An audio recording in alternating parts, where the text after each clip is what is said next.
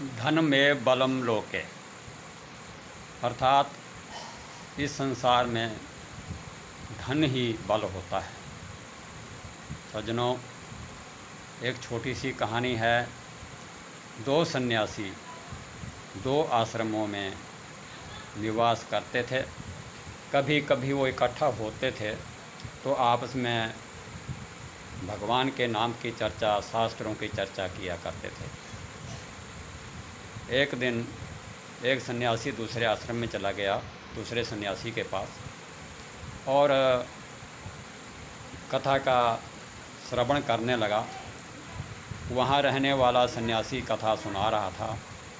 उसी समय उसके पास एक चूहा घूमता हुआ आया और वहाँ उछल कूद करते हुए उसके जो सत्तुओं से भरा हुआ घड़ा रखा था उसके ऊपर छलांग लगा करके जा रहा था। 2-2, 3-3 फुट की छलांग लगा रहा था और वो है उस सन्यासी को बहुत तंग कर रहा था। उसका कथा सुनाने में ध्यान भंग हो रहा था। सन्यासी को बहुत गुस्सा आ रहा था, परंतु वह डंडे से उस चूहे को डरा रहा था। दूसरे सन्यासी ने देखा, जो सुनने वाला था, उसने कहा, मित्र क्या बात है, आपका दिल आज कथा सुनाने में ठीक ढंग से नहीं लग रहा है। तो सन्यासी ने बताया कि यह चूहा मुझे बहुत तंग करता है, रोज़ ही आता है, कभी कपड़े काट देता है, कभी सत्तुओं को खा जाता है। दूसरे सन्यासी ने देखा, बहुत लंबी छलांग लगाता है चूहा। उसने कहा, महाराज, लगता है इसके पास बहुत सा धन है, धन की वजह से ही यह इतनी बड़ी छलांग लगा रहा है।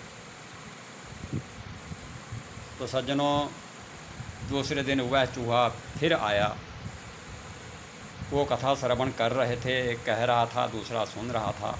तभी वह चूहा उछल कूद करने लगा। सन्यासी ने, कथा सुनाने वाले सन्यासी ने जैसे ही चूहे को डंडे से डांटा पीछे हटाने के लिए, तो चूहे को जख्म हो गया और उसके शरीर से खून बहने लग पड़ा। तो दूसरे सन्यासी ने कहा, महाराज, देखते हैं इसके पास कौन सा धन है। तो चूहा जो है वो बिल में घुस जाता है। वहाँ रहने वाला सन्यासी कुदाली लेकर के उसकी बिल को खोदना शुरू कर देता है। तो उसके अंदर जा कर के सन्यासी क्या देखते हैं कि कोई प्याज के छिलके, कोई आलू के छिलके, कोई सेब के छिलके, कोई दालें, कोई फलियां, कोई मक्की के दाने, अनेक प्रकार के ऐसे चीज़ें जो है चूहे ने इकट्ठी करके रखी हुई थी।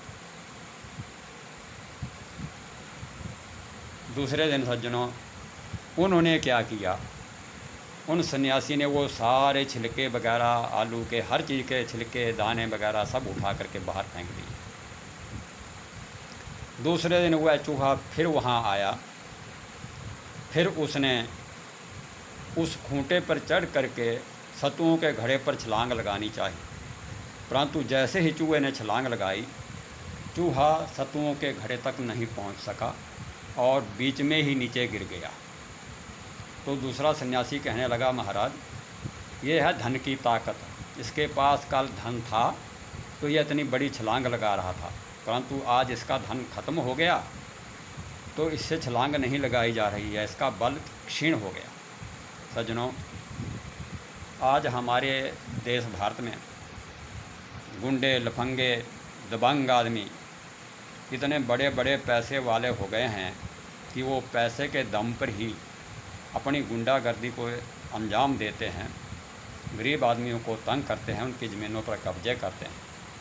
परंतु उत्तर प्रदेश के मुख्यमंत्री योगी आदित्यनाथ ने उन दबंगों पर जो कठिन कार्रवाई की है, कठोर कार्रवाई की जा रही है और उनके उस धन बल को समाप्त किया जा रहा है, यह एक बहुत ही अच्छा कदम है। क्योंकि जब धन नहीं रहेगा तो इनका जो आत्म बल है, जिसको हम धन ही बल है ऐसा कहते हैं, वह समाप्त हो जाएगा और इनकी गुंडागर्दी और इनकी दबंगाई नहीं चलेगी। ऐसा ही कानून सारे देश में होना चाहिए। इसी प्रेरणा के लिए, इसी का समर्थन करता हुआ मैं यह वीडियो आपकी सेवा में प्रस्तुत कर रहा हूँ। जय हिंद, जय भारत।